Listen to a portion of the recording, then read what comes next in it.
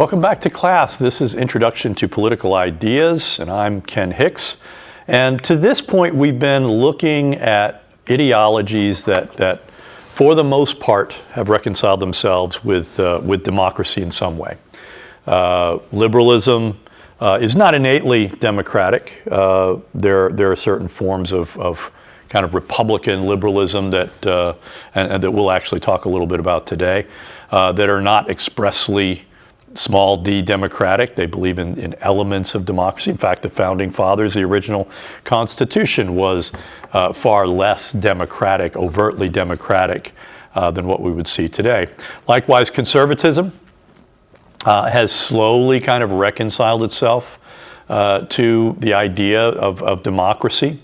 Really, for many conservatives, it took well into the 20th century to really kind of get to that point where they could say that they believe in democratic process. Socialism, likewise, certain elements of socialism basically say you can't have democracy until you have revolutionary class consciousness. Until that point in time, you need a vanguard. You need, in fact, in some really virulent strains of authoritarian socialism, you need an all-knowing leader that can actually discipline the vanguard. It's the sort of thing that you would see with Mao and to a greater extent with Stalin as well. Today we're looking at an ideology that is expressly hostile to liberalism, to socialism, and to the very idea of democracy, and that is fascism. And so what are we going to learn today? We're going to talk a little bit in a general sense about what we mean when we use this term, which again today, after the horrors of the 20th century, we tend to think of fascism as something that has been driven out of existence, but ideas don't die. They lay dormant for a long period of time, and they can be revived. Then next second, we're going to look at some of the background features of fascism. We're going to talk a little bit about the Counter-Enlightenment, which is sort of one of the main kind of intellectual well springs of fascism. We're going to talk about some of the principal kind of ideas, elitism, irrationalism, nationalism that really drive fascism. And then we're going to talk a little bit about how fascism took root for the first time in Italy. If you look at this slide, the guy standing there with his arms akimbo is Benito Mussolini, who was the leader of the Italian National Fascist Party. During the March on Rome, which occurred over a couple of day period in October 22nd of 1922, the result of the march and the intimidation, the street intimidation by Mussolini's brown shirts and black shirts, caused the King of Italy to appoint Mussolini prime minister and to grant to him dictatorial authorities.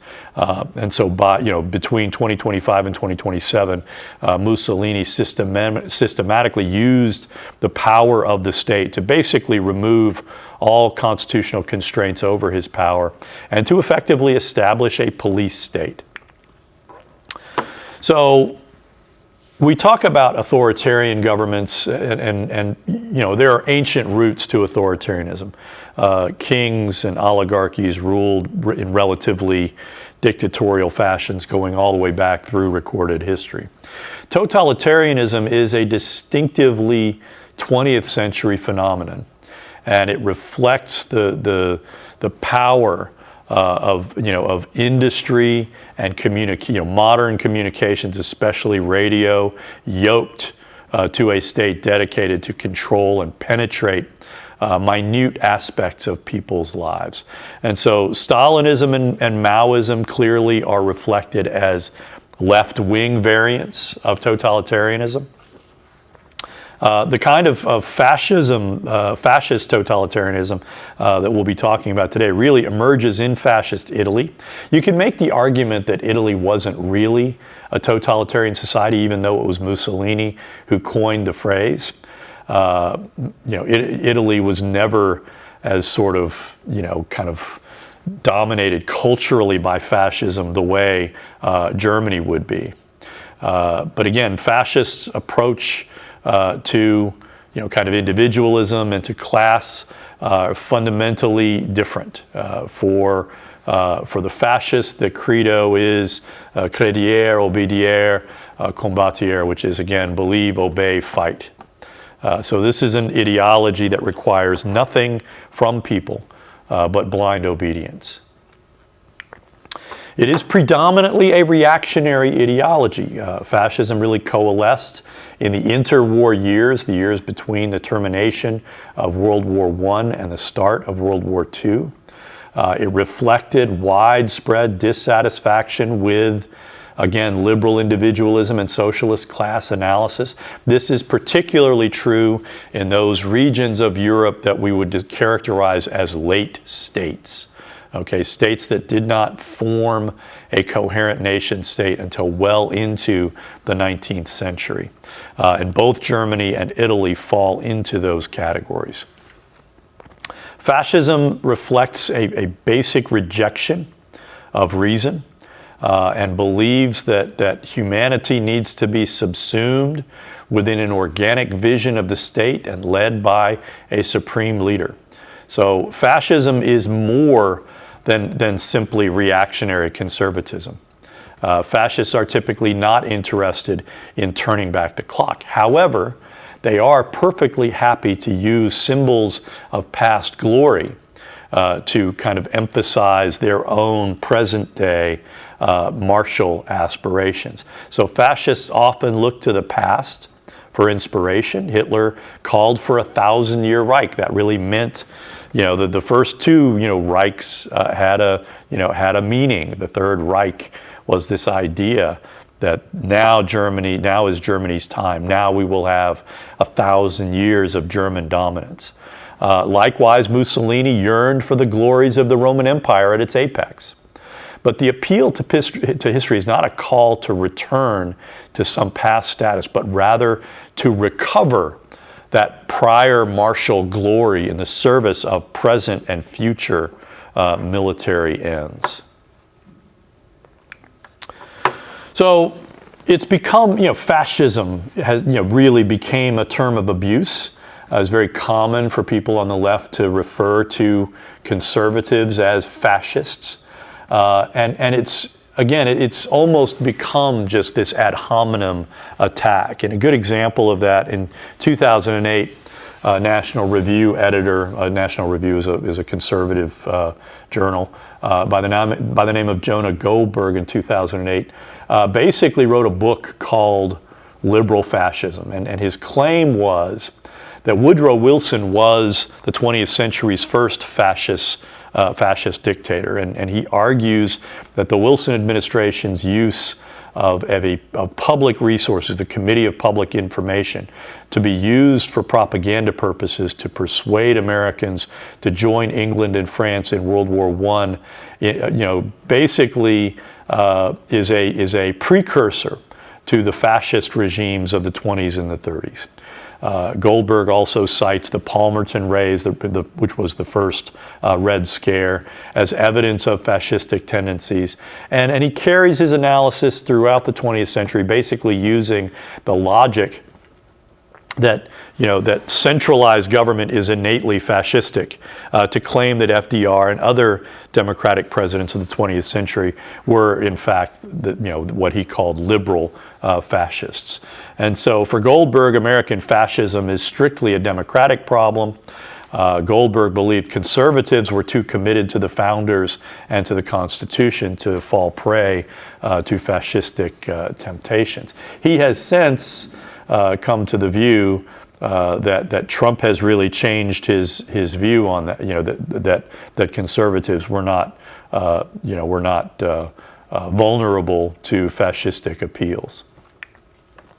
In the 2024 campaign, there was a lot of media ruminations about whether Donald Trump and his claims that illegal immigrants were poisoning the blood of the nation, that he was going to round up tens of millions of undocumented immigrants and expel them from the country.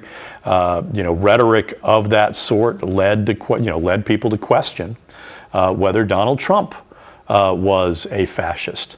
John Kelly, who was former Marine Corps general, who was Donald Trump's Secretary of Homeland Security, and then his chief of staff, in his first term, raised the question of whether Donald Trump was a fascist. He was asked by media, and Kelly recited a story from the first term where Trump basically said he wanted his generals he called them, to show him the same deference as Hitler's general.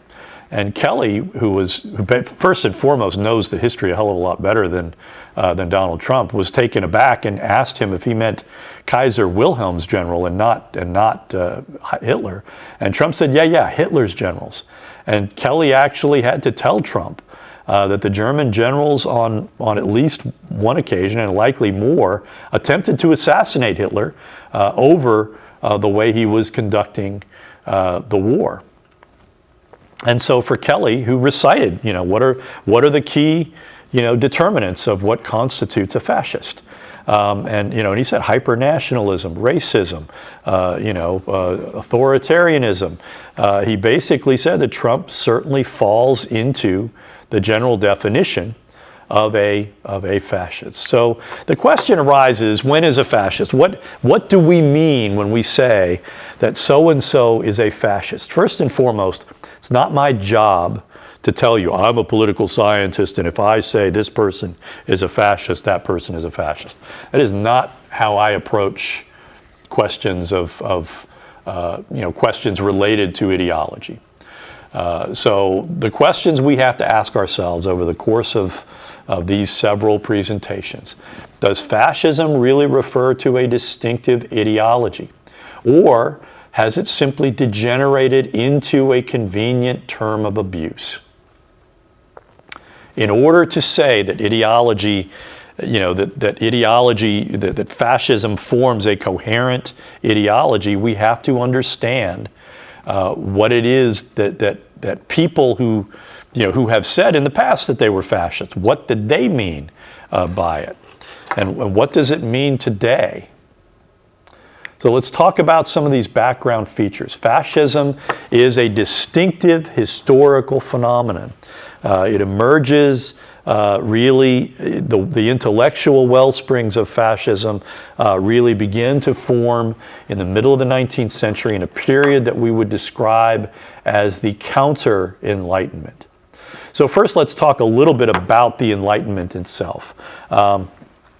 Fascism as a label, as an ideology, really emerged in the 1920s. But fascism's roots lie in long-standing complaints about the Enlightenment itself.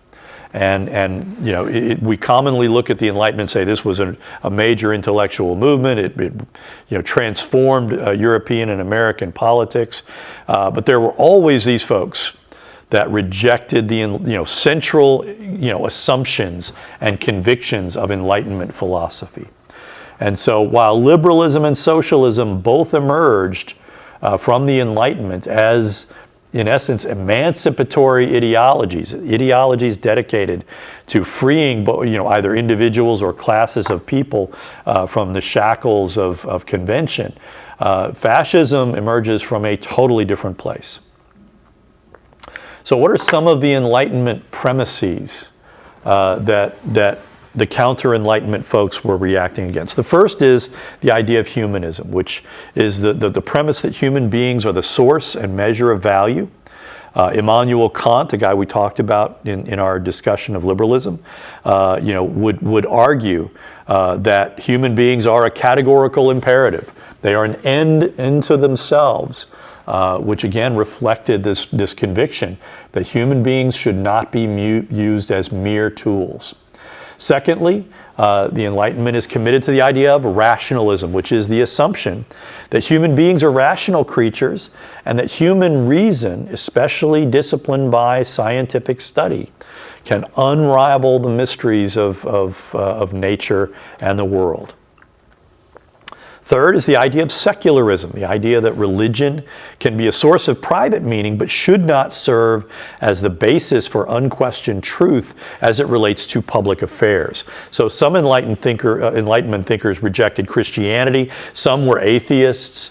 Many were what we might call deists, which is kind of the great watchmaker theory of divinity, which says that God kind of sets things in motion and then just sets back and let people exercise their free will. Fourth is the idea of progressivism, which is the belief that human history is a steady story of progress in the human condition, and that the key to progress is the removal of the shackles of ignorance and superstition through the exercise of human reason. Now again, many of these counter-Enlightenment thinkers, and particularly one by the name of Friedrich Nietzsche, very much rejected that idea of an arc of history, that in fact, Nietzsche would say that history is like a cycle. It's like this 4 seasons, and we go through different cycles in what he described as eternal recurrence.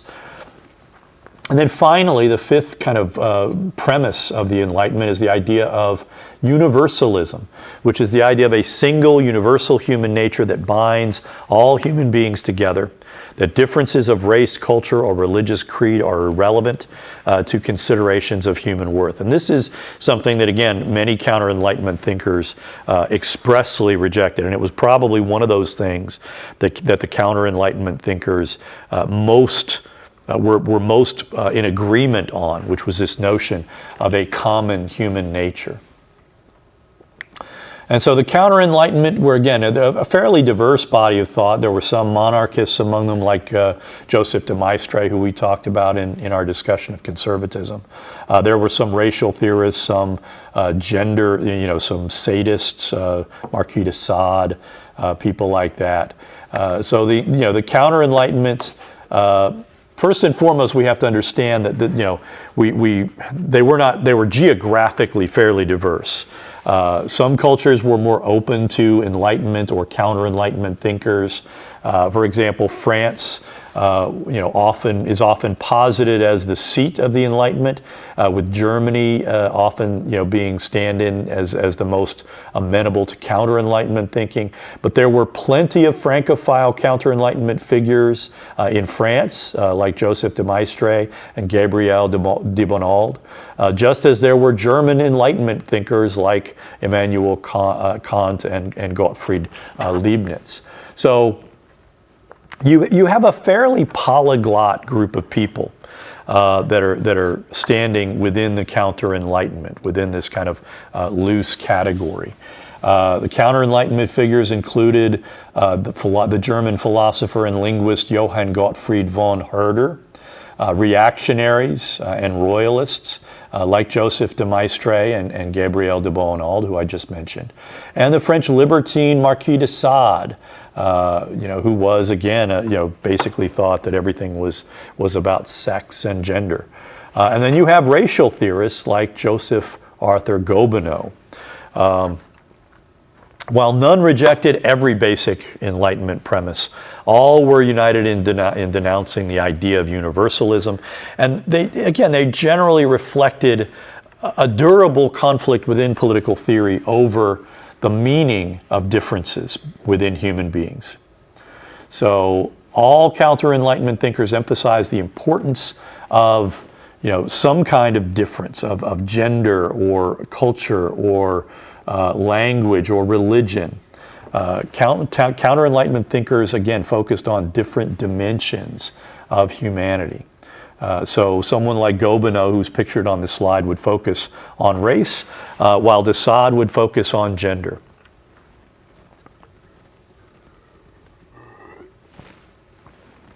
And so if you look, we're going to take a deeper look at one particular guy, and this is Joseph Arthur Gobineau. Gobineau was born into an aristocratic French family of legitimists. The legitimists were kind of prominent in the 19th century. They were a faction of the French nobility that rejected basically the French Revolution. They continued to believe that the monarchy, that the Bourbons were the legitimate monarchs of France. And so Gobineau fell into kind of that kind of category. I have read nowhere that he was in any place formally educated. So he falls again into that realm of the conservative aristocracy where he likely was privately tutored extensively. So he had really no qualifications or formal education, particularly in anthropology, which was kind of the area that he liked to delve around into quite a bit. Much of his writing, and I'll read some of the quotes to you, was judged by contemporaries as pseudoscience when it was not dismissed as deranged. One group of contemporaries found his work to be useful, and that happened to be pro-slavery Southerners who appropriated Gobineau's racial analysis of blacks as a justification for the institution of slavery. The American Southern anthropologist Josiah Nott had Gobineau's essay on the inequality of races, printed in English in 1856, again as in those tertiary years right before the American Civil War. And so really Gobineau's work consists of these self-evident and often self-satisfied claims. The racial question overshadows all other problems of history. He basically says it's self-evident that the strong and weak races exist. Why? For Gobineau, he attributes the fall of all civilizations to the loss of vigor due to racial degeneration. And he basically argues that lesser races swamp out the primordial race units with the influx of foreign units. Pictured on this slide is a skull that's divided into parts and given numbers. This was a common approach of the field, a discredited field in the study of human intelligence known as phrenology. They would study bumps on the human head. They would measure the interior capacity of the skull. They would measure the thickness of skull size, skull thickness, and basically draw inferences based on those literally unqualified measures that have nothing to do with anything related to intellect. And so again, Gobineau would say that there is, there is an intellectual inequality of the races, that is, again, self-evident. He argues that there is a tendency within the scientific community of severely underestimating the reasoning capacity of what he calls, again, the lowest types of civilizations. This is a classic kind of backhanded comment. He's basically saying that these scientists, they really treat these people who I'm going to spend the rest of this essay describing as less than human, but they really underestimate their reasoning capacity. One quote, "But even the most hideous cannibal, even in the most hideous cannibal, there is a spark of divine fire." And so even the most degraded races can be taught religion, which means that they can then be controlled via religion. Lower races are capable of improvement, but only to a very modest extent, according to Gobineau.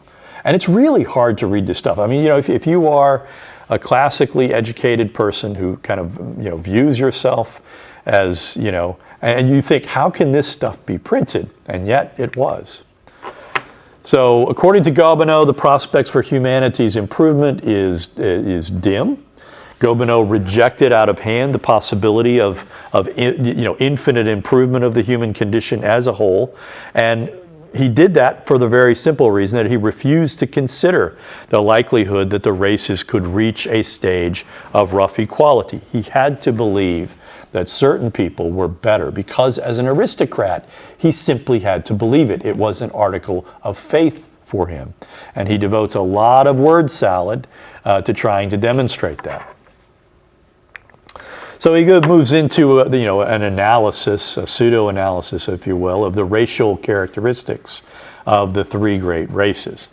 He argues that there are physiological grounds for separating humanity into black, yellow, and white races. And he argues that the Negro race stands at the foot of the ladder. His intellect will always move in a very narrow circle. blacks would be characterized, according to Gobineau, marked by intensity of desire and enhanced senses of taste and smell, and a variety of subsequent assertions regarding basic human nature, physiological predispositions of the Negro race that, again, would be offensive to anyone with moderately civilized tendencies.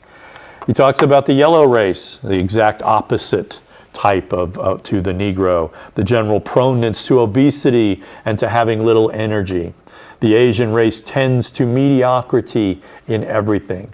I've got a picture of Yo-Yo Ma, one of the great cellists, classical cellists, as on this slide. Lacking in ingenuity, the Asian does not dream or theorize. He invents little, but can appreciate and take over what is useful to him. Every founder of a civilization would wish the backbone of his society, his middle class, to consist of such men of little imagination. And again, this plays into stereotypes that we see today. It is, again, a absolute stereotype. There is no analysis that Gobineau provides that actually proves these assertions. These simply are assertions claiming to be backed by historical analysis. Unsurprisingly, he declares the white race to be gifted with energetic intelligence. Whites have an extraordinary instinct for order. At the same time, they have remarkable and even extreme love of liberty and are openly hostile to the formalism under which the Chinese are glad to vegetate, as well as to the strict despotism, which is the only way of governing the Negro. I mean, the bigotry packed into that sentence is again, just, you read these things and you're like, oh, wow. So he argues that whites are as deeply attached to life as they are to honor. And then he talks about race mixing, the idea of miscegenation.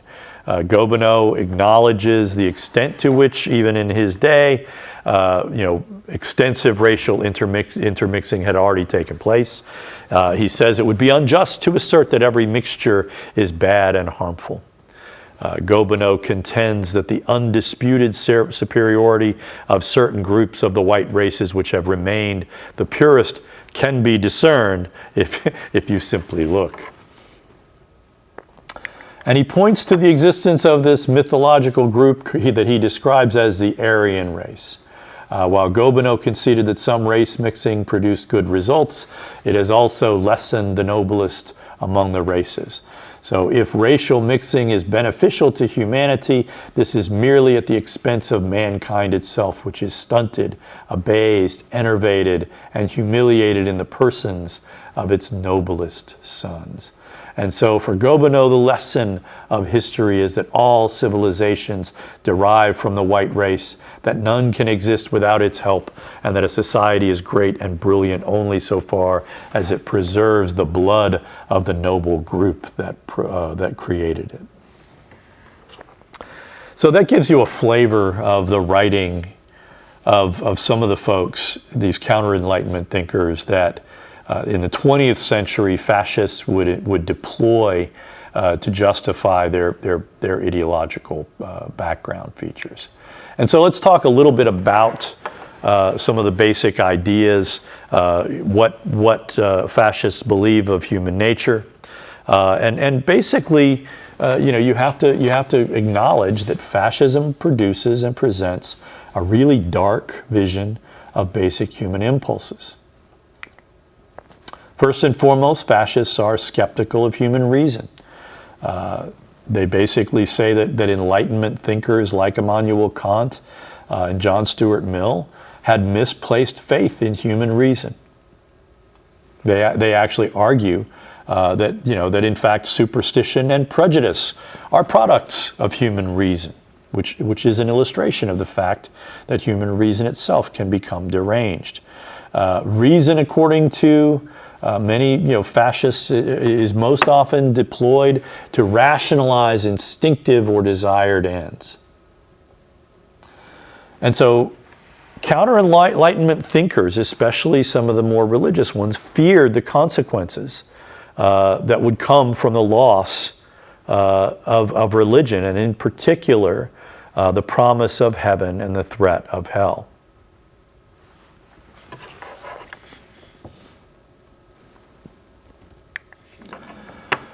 It's a very different vision of human nature. Human beings are not rational according to fascists. They are, in fact, often irrational. They are emotional. They are instinctive. Human beings are defined by their differences. Their basic impulses are driven by questions related to race, sex, religion, language group, or nationality. Humanity is characterized by deep-seated conflict over these ineluctable, to them, differences. And it posits really a zero-sum world where humanity is divided into winners and losers, and where, in effect, the name of the game is conflict, is war, if you will.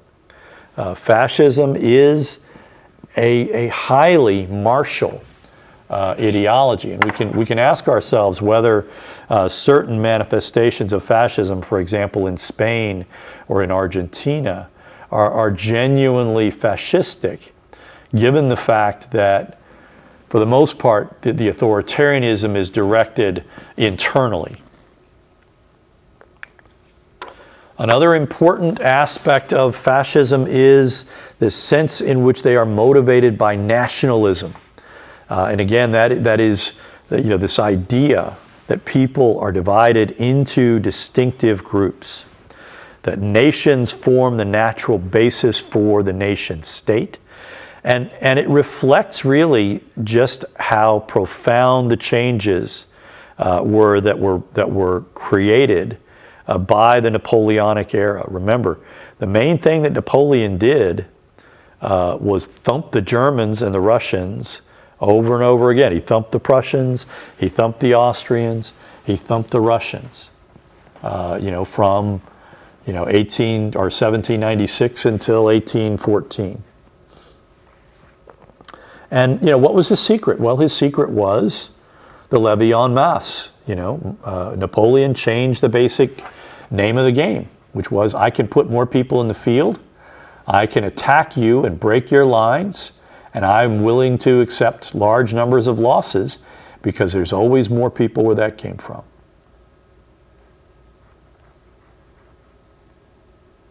And so again, prior to the modern era, which is really marked, as a historical matter by the treaties of Westphalia and the Treaty of Augsburg, which ended the 30 Years' War in 1648 and established the nation state as the dominant political unit of Europe. Most Europeans' political loyalties, especially the non-aristocratic Europeans, were really attenuated, in part because, again, you still had a heavy overhang of feudalism, where people tended to owe their principal loyalties to very localized communities, not to a nation state, certainly not to German speakers, because, remember, the German Confederation was comprised of over 30 little city-states, and then you had Prussia, which was one of the largest of the German-speaking states, and then you had the Austrian Empire, which certainly its core were Austrian German speakers, but which had lots and lots of other groups of people that were, again, not German-speaking. And so, as a practical matter, what you're seeing is really the formation, the socialization of people to believe in the power of the state. Okay, which, again, when you read into fascism, you get this sense in which they're basically saying the state is this corporeal thing. The state is all important. Individuals are mere abstractions. Classes are mere abstractions. The state is all. And yet the state was not all prior to the Napoleonic era. So something happened that changed that, and nationalism, as it emerges over the course of the Napoleonic wars, really begins to ignite nationalist passions, particularly in those nations, among those national groups, particularly German speakers, in Northern and Central Europe that did not have coherent states. So again, nationalism, particularly in Germany, if you look at the picture here, that is Johann Gottlieb Fichte. He viewed the rise of Napoleon and the defeat of Germans as a moral disaster, set about elaborating and articulating a view of German nationalism. Fichte promoted the idea of culture and language, arguing that German was the only original of the German languages and that writing in Latin smothered the originality of thought. Fichte came from relatively modest background, but he's one of these people who is rumored to have had an eidetic memory. And a wealthy German burgher in the town where he was raised basically saw to his education. And so Fichte believed that individuals became isolated in thinking of themselves as mere individuals. He drew spiritual nourishment. He thought that people drew spiritual nourishment from membership in a larger, lasting community. And his views of nationalism were, to some extent, seized upon by particularly fascists of the German, persuasion. And so, his addresses to the German nation, were a call for what we might characterize as communities of belonging. The noble-minded man will be active and effective and will sacrifice himself for his people. Can you see how that can be an echo of fascism? So Fichte believed all nations were embodied in their distinctive states. Fichte died at a fairly young age. I believe he was in his 40s when he died in 1814. He died because his wife, who was dedicated to the German cause during the Napoleonic Wars, contracted typhus, I believe, in a hospital and infected Fichte with it as well, and he died of it as well. So again, this also is having a major effect in Italy as well. And when you think about Italy from the medieval period to the mid-19th century, it is a very fragmented country. If you know anything about the Italian geography, it's a peninsula. It's a very long peninsula. It's not very wide. It's shaped like a boot. It has Sicily at the end, which is kind of part of Italian political culture. It has a very rugged mountain that runs down the spine of Italy, and then there are lots of rivers that kind of intersect Italy. And it creates a very fragmented cultural milieu. And so for a variety of reasons, Italy for much of modern history was divided into minor kingdoms, duchies, and warring city-states. And the papacy, to some extent, ruled significant portions of the Italian peninsula and played a significant role in keeping Italy divided. Because remember, the whole raison d'etre of the papacy for much of the medieval period was to recreate the Holy Roman Empire with either, their preferred people were either the Holy Roman Emperor, the Austrian Habsburg, or the Spanish Habsburg line. And so in Italy, the problem is, of course, the Crusades began bringing enormous wealth into Europe and largely through Italian ports. And so the ports became enormous sources of wealth. And so, countries like France and Spain increasingly played an intrusive role in Italian politics, as did the Austrian Empire, which periodically occupied portions of northern Italy. And so, if you look, the origins of Italian nationalism, you don't have to look too far, as far back as 1513, Niccolo Machiavelli's, kind of subtitle to his final chapter was an exhortation to liberate Italy from the barbarians. It should tell you everything you need to know about what Machiavelli thought was Italy's main problems. And so you had a rise and intensification of Italian nationalist sentiment over the course of the 19th century. And you get a guy named Giuseppe Mazzini and his call for a politically unified Italy. Mazzini was an Italian lawyer and politician.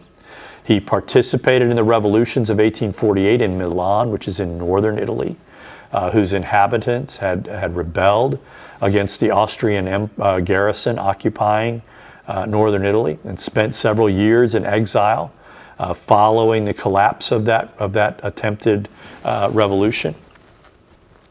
Mazzini and his writings were instrumental in kind of cultivating the ideology surrounding Italian nationalism. But it was actually the Italian general, Giuseppe Garibaldi, who successfully capitalized on Austria's defeat in the Austro-Prussian War of 1866 to create the unified kingdom of Italy as a monarchy under King Victor Emmanuel in the Second in 1866. Mazzini was critical of the monarchy and really wanted to see Italy established as a republic. And he actually refused a seat in the newly formed government's Council of Deputies in 1867. And so Mazzini would make the argument, over the course of this period that geography itself is testimony to God's intention to create a world of distinct, nations. And so, oh shoot.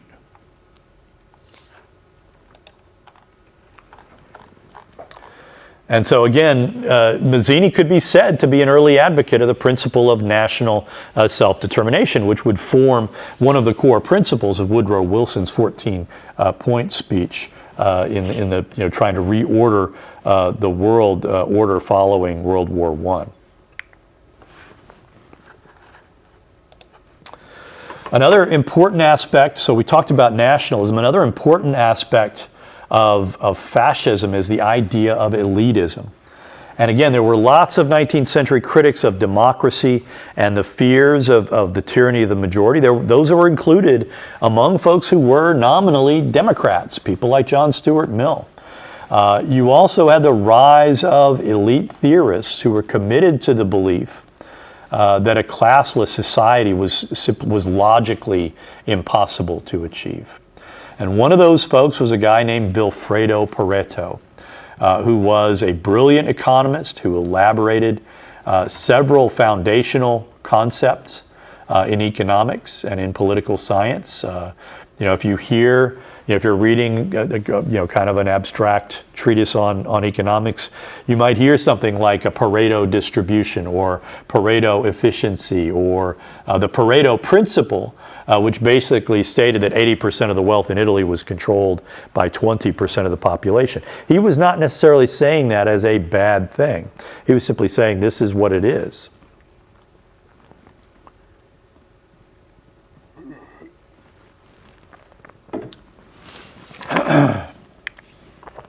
Another important elite theorist of this period that influenced especially Italian fascists was a guy named Gaetano Mosca, who was an Italian political scientist and influential elite theorist. He was active in the 30s and 40s.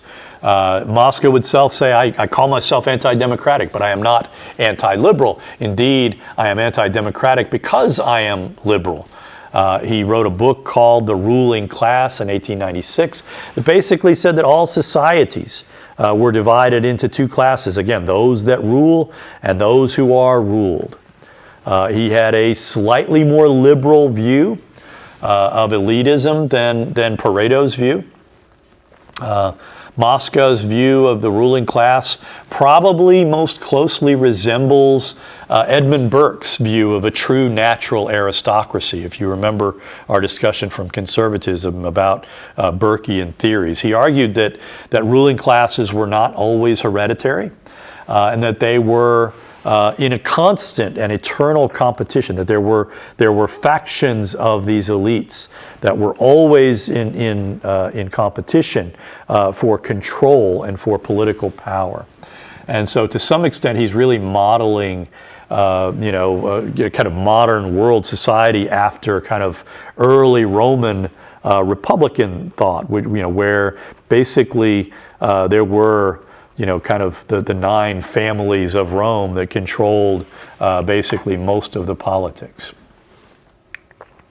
Another important of the irrationalists was a guy named Roberto Michels, who was a German-born Italian sociologist. His study of socialist parties and trade unions in Europe basically, showed significant evidence that despite these groups' professed belief in democracy and equality, that these groups were consistently controlled by small elite groups of leaders. So in large organizations, power can't be shared equally, according to Michels. So to be effective, real power has to be concentrated in the hands of a small group.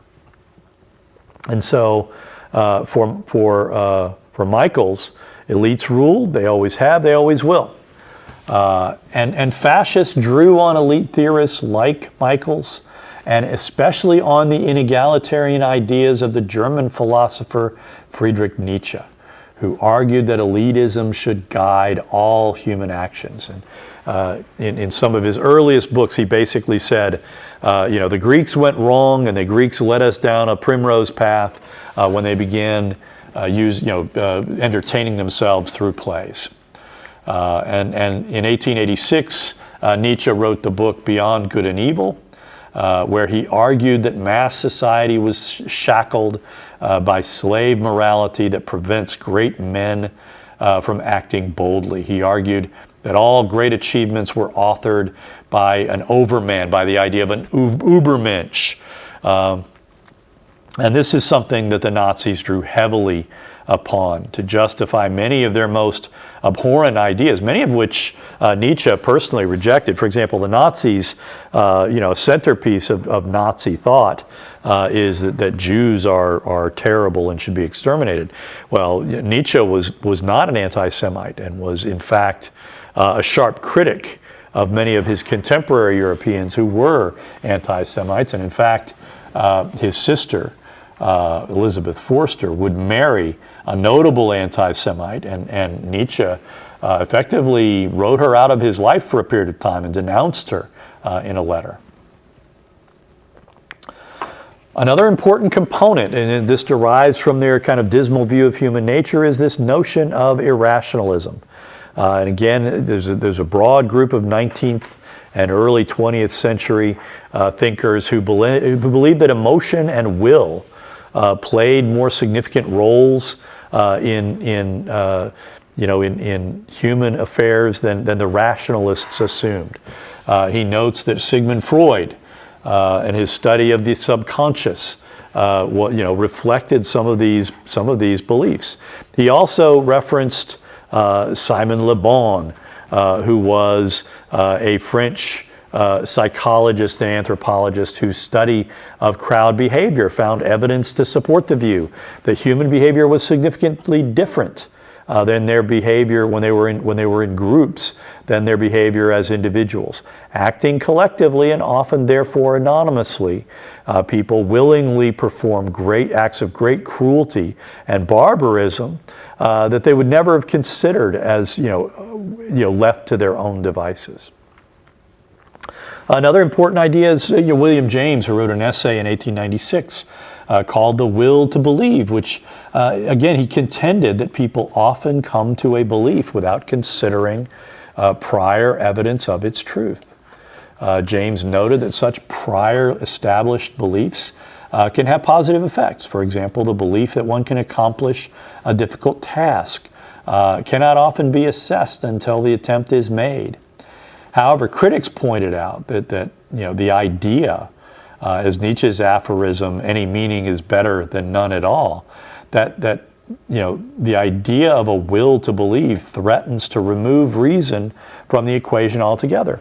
This opens the door to avenues of meaning that fascists would exploit by demanding unquestioned loyalty from followers.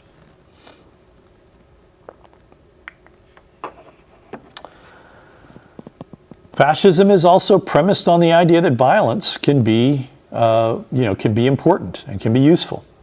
If you look at this slide, there's a French anarchist by the name of Jorge Sorel, he wrote a very influential book called Reflections on Violence in 1908 that influenced a great deal of early 20th century on both the left and the right fringes. So Sorel's study of the durability of the Catholic Church, he basically says the Catholic Church has endured as long as it has because of its myths, because it has a strong set of guiding myths that imbue that institution with meaning that it otherwise would not have. And so Sorel argued that socialism had a rationale, but it lacked that mythic narrative to inspire people to action. And so for Sorel, the idea of a general strike was just the kind of political myth that socialists needed in order to undertake the great task of overthrowing the state. I want to say that Sorel was of the anarchist school of socialism. And so what matters most for Sorel was not the plausibility of the myth, but the raw emotional power that it could inspire in large numbers of people.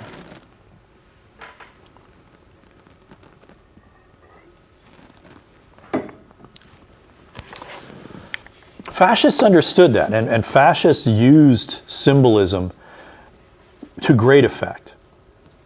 The use of salutes, of slogans, flags, mass rallies, torchlight parades were all calculated appeals to basic emotions. So, Hitler's ability to marshal resentments, the stab in the back and the big lie, basically where he said that the German nation was betrayed by Jews and weak-willed socialists. That was all calculated. He understood what he was doing. He knew exactly how to build people up into a frenzy and predispose them to radicalized beliefs.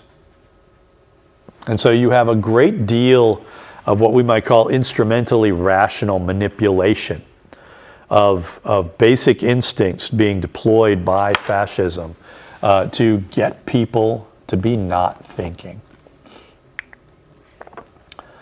Another aspect of especially fascism, and it's similar in Italy, although again the Italians were not as effective with their architecture, is the idea that you can use architecture as an expression of power. Well, that may be a feature of fascism, but it's also a feature, for example, of the United States. A lot of our most cherished symbols, the Washington Monument, the Capitol, these are, Washington, D.C. is calculated to intimidate foreigners. So the Nazis in particular were intent on projecting a particular vision of German nationalism, and that came to be manifested in the person of Albert Speer, who was... Shoot. Can you hear me now? Okay. Who was he very quickly joined the Nazi Party and fell in, got into Hitler's inner circle. And Speer was very much about this, huge size. For example, they were in the midst of constructing a stadium in Nuremberg that would have held 400,000 people. Imagine playing in a soccer match that held that many people. It would be, just stunning. A modified version, fascist architecture really was a modified version of modern architecture of something like, the skyscrapers that Philip Johnson would build, that emphasized massive size and a lack of adornment. There were no gargoyles. It was just huge buildings with enormous columns, flying lots and lots of Nazi flags. And they would also exploit art and literature. You have Filippo Tommaso Marini, who was an Italian poet, editor, and a founder of the Futurist movement. Remember when I talked about the technocracy movement? There was a parallel movement in Europe called the Futurist movement. And Marinetti wrote in 1909 the Futurist Manifesto, which was the glorification through art of speed, technology, violence, war, and self-sacrifice. He would basically make the argument that art, in fact, can be nothing but violence, cruelty, and injustice. And so for his futurist party, it was all about producing art that was designed to appeal to people's baser instincts, to get people fired up and to thinking in terms of warfare and violence. And his futurist party would ally itself with the Italian fascists, but would merge effectively in 1919. Then you also have another guy who was actually a rival of sorts of Mussolini's, Gabriele D'Annunzio, who oftentimes used what we might characterize as proto-fascist rhetoric. He was a rival of Mussolini's, and his popularity was a source of concern. And at various points before D'Annunzio's death in 1938, and he wasn't killed, he just died. Mussolini basically paid him off. He basically bribed D'Annunzio to stay out of public life. But D'Annunzio was convinced that war was like a sexual seduction and the best part of masculinity, and that sort of rhetoric would be appropriated by fascists in the future. It's important to keep in mind both Mussolini and Hitler served in World War I. In fact, Hitler was breveted numerous times for bravery, and in fact, when he encountered the National Socialist Workers' Party, which became the Nazi Party, he was being paid by the German Wehrmacht to infiltrate the group. So, they knew war. They were not cowards per se. But Mussolini famously said that war is to man as maternity is to woman. And that was a very common way that fascists would fetishize wars of territorial conquest. And so with the last few minutes that we've got of this presentation, let's talk a little bit about the pathway, how fascism came into being in corporeal form in the world, in Italy, and it basically parallels the rise and fall of fascism. Really parallels the rise and fall of one person, Benito Mussolini. Mussolini his dad was a blacksmith. His dad was an atheist. His mom was a school teacher, and she was a devout Catholic. Mussolini, became educated and became a socialist, became a Marxist of sorts, and actually took on the editorship of Avanti, which is Forward, in 1912, which is a major socialist newspaper in Italy. Mussolini was again a passionate socialist. Never wrote anything out of line until you get to the opening days of World War I. And there you have a big split within socialist parties in Europe, and something that happened within socialism that really shook socialist intellectuals to the core. The socialist argument for World War I was that socialist intellectuals should persuade the proletariat of the different countries to stay out of the war. The famous slogan was that this was a rich man's war, but a poor man's fight.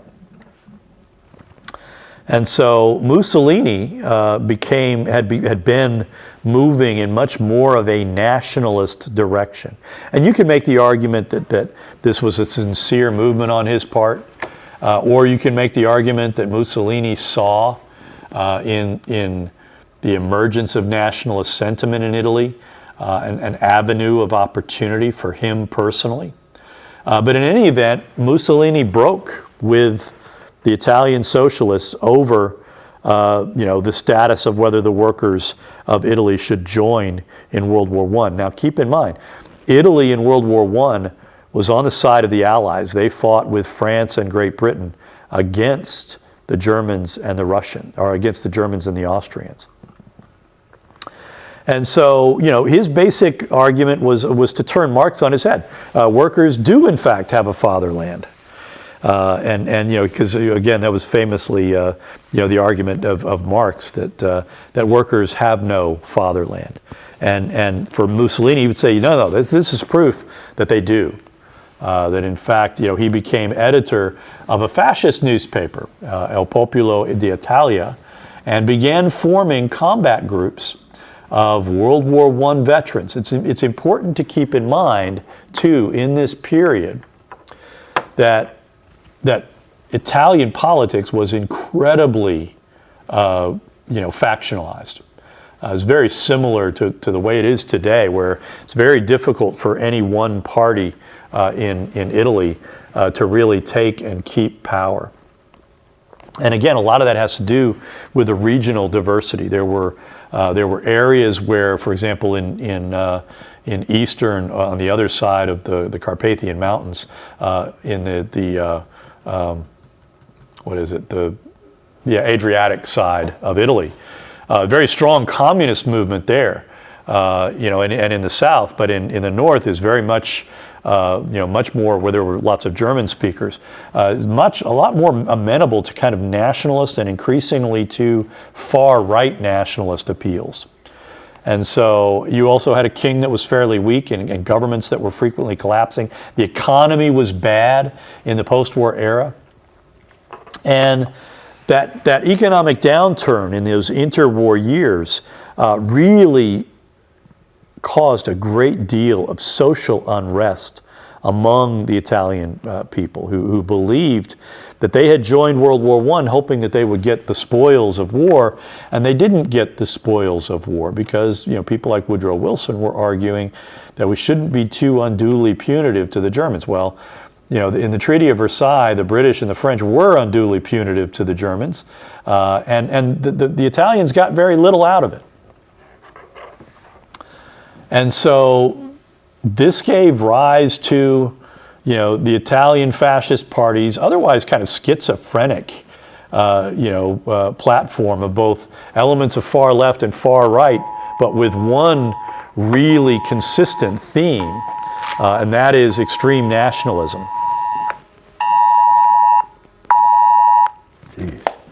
And so the fascist party of this period is making an appeal, and you'll find it's very similar to what the Nazis would do a decade later. They're basically saying, we're going to end all this bickering, we're going to make the trains run on time, we're going to make the economy work, things are going to be better. This is something you see as a very consistent political appeal. It's not innate to fascism, but it's one of the avenues that fascists have taken to gain political power. And so what is the meaning of fascism? Well, first of all, it derives from the Italian verb fasciare, which simply means to fasten or to bind. It also reflects the past glories of ancient Rome. The fasces were these bands of sticks bounded together with an axe head at the top that was basically the symbol of authority of Roman councils and dictators. And so effectively the fascists were making the argument that we have to have unity. We have to pull all these very disparate elements of society together. And in order to do that, we need to overcome certain obstacles to achieve that unity. And so you actually had a guy by the name of Giovanni Gentile, whose Manifesto of Fascist Intellectuals pointed to two principal obstacles: liberalism and socialism. And so according to Gentile and other Italian fascist intellectuals, liberalism is atomistic. It pits individual interests against the interests of the state, which can never do because, again, you become riven and the state simply becomes a servant to tyrannical individual demands. With socialism, the sin is to view everything through the prism of class conflict. And again, even a former socialist like Mussolini would come to view socialism as an enemy of national unity. And we shouldn't be surprised by that. Mussolini, some of the harshest crackdowns that he had were against Italian socialists and communists. And those were distinctive groups. I mentioned the Italian communist Antonio Gramsci, who was it Antonio or was it Giovanni? Well, anyway, Gramsci, who spent a good portion of his life in an Italian prison because of Mussolini. And so, again, this is sort of the dominant theme of fascism, that these other views of human freedom are really abstractions, and that what really needs to be freed is the state. Okay. Italian fascism and the race issue was not really as big a deal as you would find with German fascism. So Mussolini was calling for the binding of all Italians into an organic whole, led by, again, El Duce, who would be called the leader, much like Hitler would describe himself as Der Führer. But Italian fascism really didn't emphasize racism per se.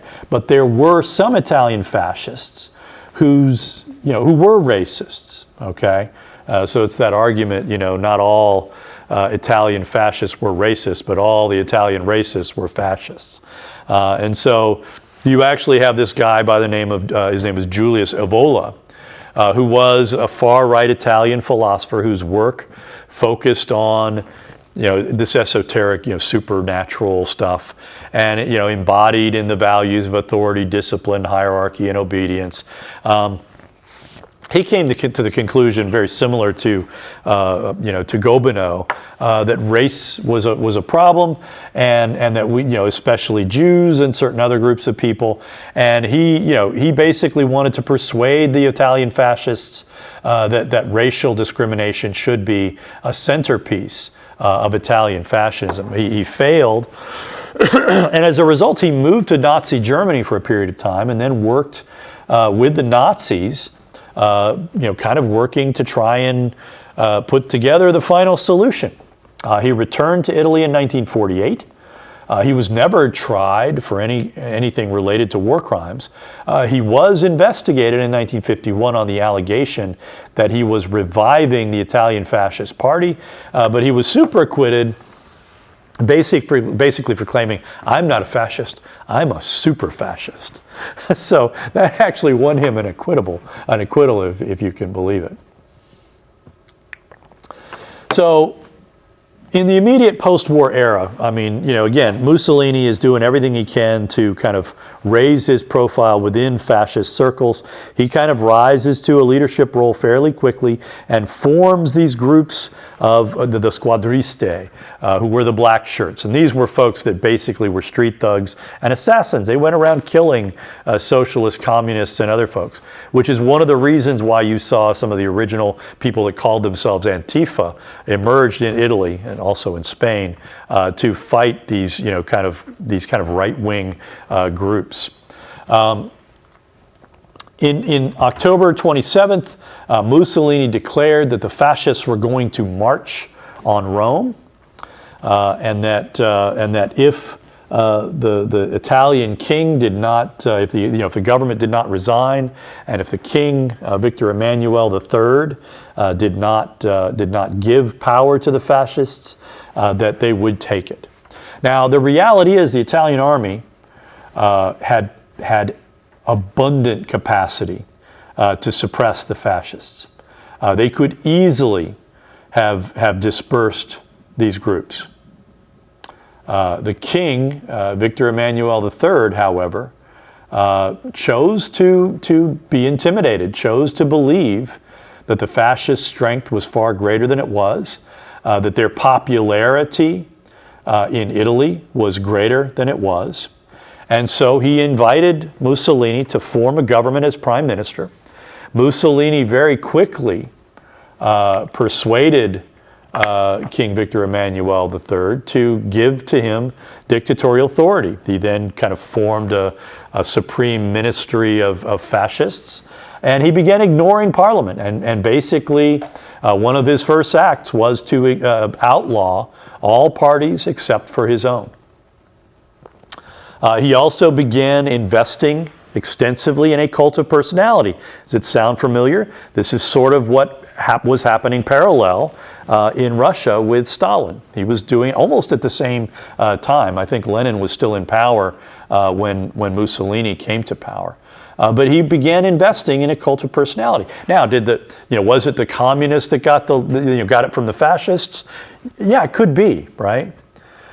He also engaged in a concordat with the Catholic Church. He effectively bought the Catholic Church off by basically saying, we won't attack the Catholic Church. This is one way in which both Italian and Spanish fascism is distinct from German fascism, and why they may not have really been genuinely totalitarian states.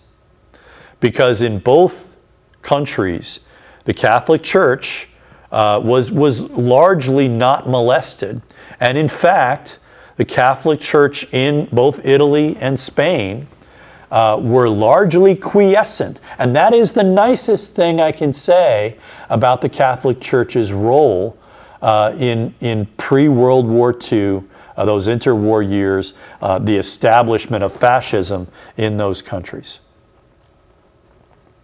So Mussolini seized control of the mass media. He shut down freedom of the press. He suppressed higher education, the academies. He suppressed all newspapers that did not print, pro-fascist ideology. He forbade any kind of assemblies except for fascist, endorsed assemblies.